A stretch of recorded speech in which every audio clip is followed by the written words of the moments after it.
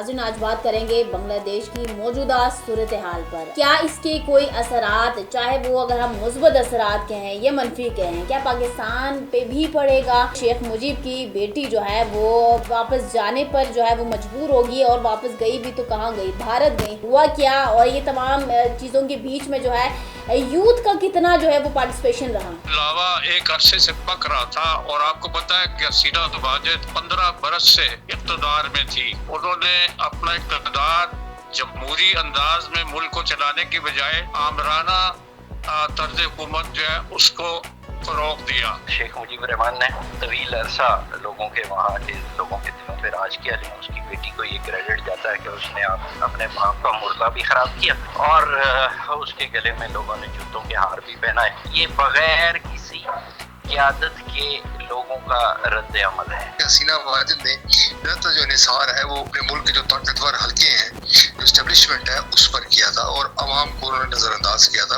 आखिरी वक्त में जो एस्टेब्लिशमेंट थी वहाँ की, उन्होंने हाथ खींच लिया हसीना वाजिद से, और बल्कि उन्होंने इस बात का क्रेडिट लेना शुरू कर दिया कि दरअसल हमने ही इस बहरान को हल किया है।